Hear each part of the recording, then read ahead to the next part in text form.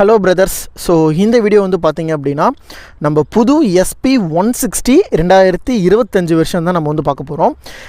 இந்த மாடலை பொறுத்த வரைக்கும் இது வந்து ரீசெண்டாக 24 அந்த மிட் டைமில் லான்ச் பண்ண ஒரு மாடல். அண்ட் அதில் தான் வந்து இது வந்து பார்த்திங்கன்னா கொஞ்சம் அந்த அப்கிரேடுமே அவங்க கொடுத்துருந்தாங்க. SP சீரியஸ்லி 23 and 24 அந்த ரேஞ்சஸில். ஸோ இதில் வந்து மாற்றங்கள் அப்படின்னு அவங்க பண்ணியிருந்தது வந்து பார்த்திங்கன்னா இதோட ஹெட்லைட் சேஞ்சஸ். ஸோ இந்த ஹெட்லைட் சேஞ்சஸ் அப்படிங்கிறது நமக்கு இதோட மாற்றங்கள்னு சொல்ல முடியாது. இது எதுலேருந்து எடுத்திருந்தாங்க அப்படின்னா SP125 அந்த சீரீஸ்லேருந்து எடுத்திருந்தாங்க. இந்த வீடியோ எதுக்கு அண்ட் இந்த பைக் யாருக்காக அண்ட் இது எல்லாத்தையுமே தான் இந்த வீடியோ நம்ம வந்து கவர் பண்ண போகிறோம். ஃபர்ஸ்ட் ஆஃப் ஆல் நான் சொன்ன மாதிரி இதோட லுக்ஸ் வந்து பார்த்திங்கன்னா SPயோட 125 பழைய வெர்ஷன் 2024 வெர்ஷனோட அந்த டிசைன்லேயே இருக்கக்கூடியது தான்.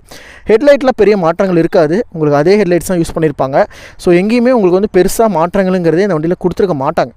நமக்கு லைட்டு ஒரு SP125 எப்படி இருந்திருக்குமோ அதே மாதிரியான ஒரு டிசைனில் ஒரு பெரிய இன்ஜின், பெரிய டயர்ஸ் அண்ட் பெரிய பர்ஃபார்மன்ஸுங்கிற மாதிரி கொஞ்சம் பெருசாக இறக்கியிருப்பாங்க, அவ்வளோதான். வண்டியோட லுக்ஸ், அவுட்லுக் எல்லாமே சிமிலர் டு நம்ம SP125. பட் இதில் கொடுத்துருக்க நிறைய விஷயங்கள் யூனிகானோட ஒத்து போகக்கூடிய விஷயங்களாக இருக்கும். லைக் எப்படின்னா இதோடைய சஸ்பென்ஷன், ரியர் சஸ்பென்ஷன், ஃப்ரண்ட்டோட டயர் செக்ஷன்ஸு, அந்த எக்ஸாஸ்டோட சிஸ்டம், முக்கியமாக என்ஜின்ஸ். ஸோ இது எல்லாமே எப்படி யூனிகான்லேருந்து கொஞ்சம் டிரைவ் பண்ண மாதிரி இருக்கும். யூனிகான் சொல்கிறத விட நம்ம எக்ஸ்பிளேட் இருக்கு இல்லையா, எக்ஸ்பிளேட் 160 அந்த பைக்கில் இருக்கக்கூடிய நிறையா விஷயங்கள், சிமிலாரிட்டிஸ் நீங்கள் இந்த பைக்குக்கு வந்து பார்க்கலாம். பட் எக்ஸ்பிளேடுக்கும் இதுக்கும் இருக்கக்கூடிய ஒரு மேஜரான ஒரு அப்கிரேட் அப்படின்னு பார்த்தீங்கன்னா இந்த வண்டியோட லுக்ஸு தான் நல்லா பண்ணியிருக்காங்க. ஹோண்டாவோட டிசைன்ஸை பொறுத்த வரைக்கும் இந்த SP160 பொறுத்த வரைக்கும் ஒரு நல்ல டிசைன்டான பைக். எக்ஸ்பிளேடை விட எனக்கு இந்த டிசைன்ஸ் பிடிச்சிருக்கு. எக்ஸ்பிளேட் ஒரு மாதிரி ரோபோட்டிக் டெக் லெவலில் இருக்கும். இது ஒரு மாதிரி காமான மாடர்ன், லைக் ஒரு மாடர்ன் ஃபீல் அந்த மாதிரி ஒரு கொடுத்துருப்பாங்க. இது நல்லாயிருக்கு. அண்ட் ஆல்ரெடி SP125 கொஞ்சம் சக்ஸஸர் மாடலாக இருக்கிறதுனால இதோட அப்டேஷனுமே அதுக்கு ஜஸ்டிஃபை பண்ண மாதிரி நல்லா இருந்துச்சு அந்த டிசைன்.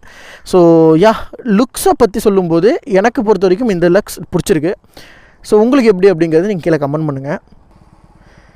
இந்த வண்டியோட என்ஜின்ஸ், நெக்ஸ்ட்டு என்ஜின்ஸை பற்றி பார்க்கும்போது நான் சொன்ன மாதிரி தான் இது வந்து யூனிகான் 160யோட அதே என்ஜின். ஸோ இந்த வண்டியை பொறுத்த வரைக்கும் என்ஜின்ஸ் எல்லாமே சேம். பட் இதோட டியூனிங் லைட்டாக பர்ஃபார்மன்ஸ் ஓரியன்டாக இருக்கும். இதோட பவர் ஜாஸ்தி, இது டார்க் ஜாஸ்தி கம்பேர் டு யூனிகான். உங்களுக்கு யூனிகானை விட இந்த பைக் வந்து பவரும் டார்க்கும் கொஞ்சம் ஜாஸ்திங்க. ஏன்னா இதோட என்ஜின்ஸை பொறுத்த வரைக்கும் உங்களுக்கு ஓரளவுக்கு நல்ல பவர் டெலிவரி ப்ரொடியூஸ் பண்ணி நல்லா ப்ரீத் பண்ணுது.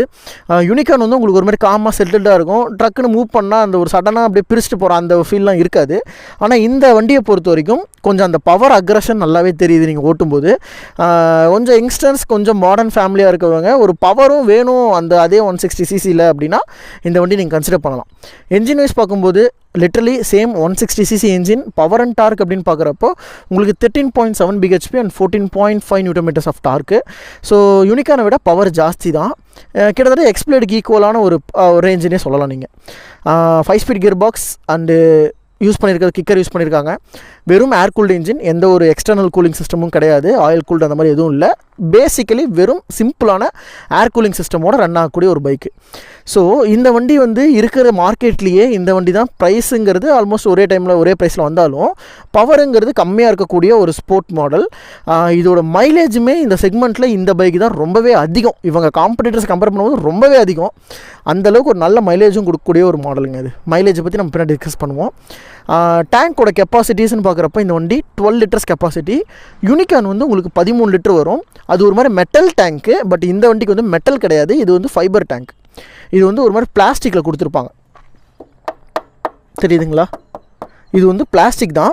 பட் இதோட குவாலிட்டியை காம்ப்ரமைஸ் பண்ணல, சூப்பரான குவாலிட்டி. அந்த பெயிண்டோட குவாலிட்டி எல்லாமே செம்ம ஷைனிங்காக சூப்பராக வந்து பண்ணியிருக்காங்க. ஃப்ரண்ட்டை பொறுத்த வரைக்கும் இது வந்து சிங்கிள் சேனல் ஏபிஎஸ்ங்க, டூயல் சேனல் ஏபிஎஸில் வராது. பட் இந்த வண்டிக்கு பொறுத்த வரைக்கும் மட்டும் 2 வேரியண்ட் வரும். 2 டபுள் டிஸ்க் மாடல் வரும். ஃப்ரண்ட்லேயும் டிஸ்க் இருக்குது, ரியலையும் டிஸ்க் இருக்க மாடல். நான் வச்சிருக்கிறது டாப் வேரியண்ட்டு. இந்த வண்டியில் டபுள் டிஸ்க் வரும். பட் ஏபிஎஸ்ங்கிறது சிங்கிள் ஏபிஎஸ் மட்டும் தான், டூயல் கிடையாது. ஃப்ரண்ட்டில் மட்டும் தான் ஏபிஎஸ் வரும். டயர்ஸோட செக்ஷன்ஸ்னு பார்க்குறப்ப ஃப்ரண்ட்டில் 80/100 செக்ஷன் டயர். ஸோ வீல்ஸை பொறுத்த வரைக்கும் இது 17 இன்ச்சஸில் வரும். பட் யூனிகானை பொறுத்த வரைக்கும் அது 18 இன்ச்சஸில் வரும். அதே மாதிரி ரியரில் வந்து பார்க்கும்போது உங்களுக்கு இது 130 section tyre, 17 inches wheel size, 130/70 அப்படிங்கிற செக்ஷனில் வரக்கூடியது. போத் ஃப்ரண்ட் அண்ட் பேக் ரெண்டுமே வந்து பார்த்திங்கன்னா யூரோ குரூப் டயர்ஸ் தான். ஸோ யூரோ குரூப்புங்கிறப்போ உங்களுக்கு டயர் பேட்டர்ன்ஸை பார்த்தாலே தெரியும் எந்த கம்பெனின்ட்டு. ஸோ கம்பெனி நேம் தெரிஞ்சிச்சுன்னா கமெண்ட் பண்ணுங்கள். ஸோ இந்த வண்டியை பொறுத்த வரைக்கும் இது வந்து ஆல்மோஸ்ட் அந்த யூரோ குரூப் டயர்ஸில் தான் வருது. ஸோ ஓரளவுக்கு ஒரு டீசெண்டான பர்ஃபார்மன்ஸ் தான். எம்ஆர்எஃப் அளவுக்கு கான்ஃபிடென்ட் இல்லை, ஓரளவுக்கு கொஞ்சம் கம்மியாக தான் இருக்குது. ஓகே தான். என்னை பொறுத்த வரைக்கும் ப்ரைஸ் காம்ப்ரமைசேஷன் டயர்ஸில் பண்ணியிருக்காங்க, நல்லாவே தெரியுது. அண்ட் அப்படியே ரியர் செக்மெண்ட் வந்து பார்த்திங்க அப்படின்னா இந்த ரியர் செக்மெண்ட் தான் இப்போ இருக்கக்கூடிய SP 125 வருது. ஸோ ஒரு மாதிரி எம் ஷேப்பில் வந்து கொடுத்துருப்பாங்க. எல்இடி லைட்ஸ் தான், இதில் வந்து ஹாலஜன்ஸ் கிடையாதுங்க. ஸோ எல்இடிஸ் தான் கொடுத்துருக்காங்க. உங்களுக்கு இது பார்த்தா தெரியுதா, எம் ஷேப். அண்ட் சைடில் இருக்க 2 லைட்ஸ் மட்டும் எரியும், பிரேக் அடித்தா சென்டரில் எரியும், அந்த மாதிரி சிஸ்டம். இண்டிகேட்டர்ஸ் 4மே வந்து ஹாலஜன்ஸ். சீட்ஸை பொறுத்த வரைக்கும் கொஞ்சம் நல்லா வைடரான ஒரு சீட்ஸு, நல்ல ஒரு பெரிய சீட்ஸாக கொடுத்துருக்காங்க. ரொமான்ஸ் பண்ணுறாங்க முன்னாடியே, அப்படி போய் பண்ணுங்கள். சீட்ஸை பொறுத்த வரைக்கும் இது வந்து பார்த்திங்கன்னா ஒரே ஸ்ட்ரெச்சான சீட்டு. உங்களுக்கு வந்து ஒரே சீட்டாக இருக்கிறனால நல்லா கம்ஃபர்டபுளாக இருக்குது. நல்லா பெரிய சீட்டுமே கூட குஷன் அந்தளவுக்கு இல்லை, யூனிக்கான அளவுக்கு குஷன் கிடையாது. இது டீசெண்டாக ஒரு மாதிரி சைலண்ட்டாக இருக்கக்கூடிய ஒரு சீட்டு தான். பஞ்சு மாடலில் எக்ஸ்ட்ரா குஷன் வேணால் நீங்கள் போட்டுக்கலாம். ஆனால் கம்பெனியில் அந்தளவுக்கு குஷனாக கொடுத்த மாதிரி தெரியல, ரஃபாக தான் இருக்குது. ஓகே, லாங் டிஸ்டன்ஸ்க்கும் ஏற்ற மாதிரி பண்ணியிருக்கலாம், நம்மளே எடுத்துக்கலாம். அப்படியே டேங்க் நான் சொன்ன மாதிரி இது 12 லிட்டர்ஸு.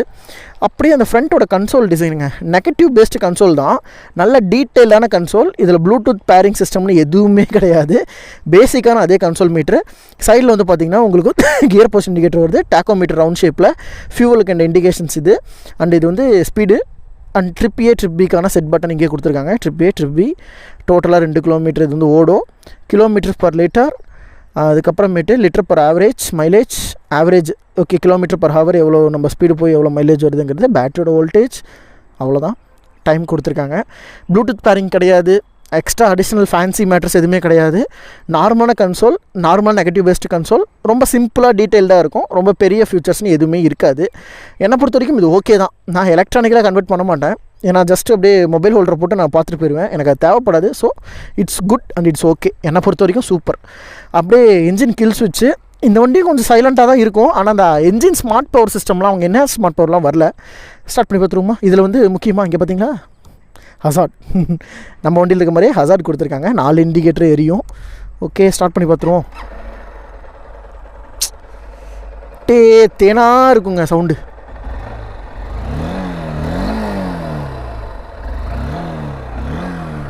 $4000 RPM ரெவ் பண்ணாலும் சத்தமே வராத ஒரு என்ஜின். கேட்குதா உங்களுக்கு?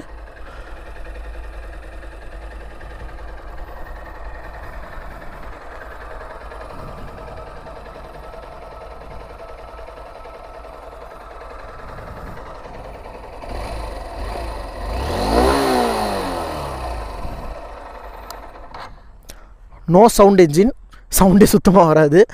ஸோ இதில் கொடுத்துருக்கூடிய அந்த பேட்ஜிங் அண்ட் இந்த ஸ்டிக்கரிங் சேஞ்சஸ் எல்லாமே இந்த மர்ஷனுக்கான புது ஸ்டிக்கரிங் சேஞ்சஸ் பண்ணியிருக்காங்க, நல்லாயிருக்கு. பிளாக் கலர் இன்னுமே அட்ராக்டிவாக இருக்கும் மற்ற கலர்ஸை விட. இதில் ரெட் கலர் இருக்குது, பிளாக் வித் ரெட்டு, அது இன்னும் சூப்பராக இருக்கும். அண்டு அப்படியே சுவிச்சஸ்னால் சைடில் வந்து பார்த்திங்கன்னா உங்களுக்கு நார்மல் சுவிட்ச் தான்.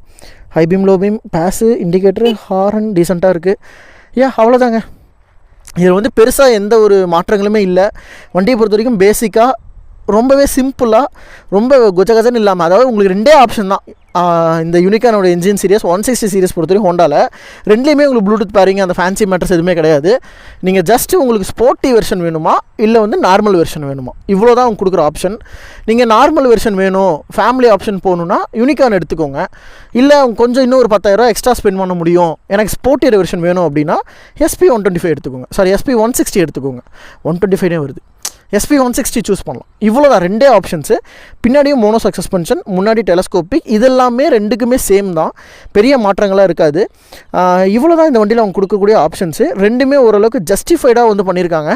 என்ஜின்ஸை பொறுத்த வரைக்கும் 2மே ஓரளவுக்கு நல்லா இருக்குது. இந்த எக்ஸ்ட்ரா கவுலு, இந்த பிளாஸ்டிக்ஸ், இந்த ஃபைபர்ஸ்லாம் இந்த வண்டி கொஞ்சம் அந்த ஸ்போர்ட்டான அட்ராக்டிவான அந்த டிசைன் லுக்கையும் கொடுக்குது.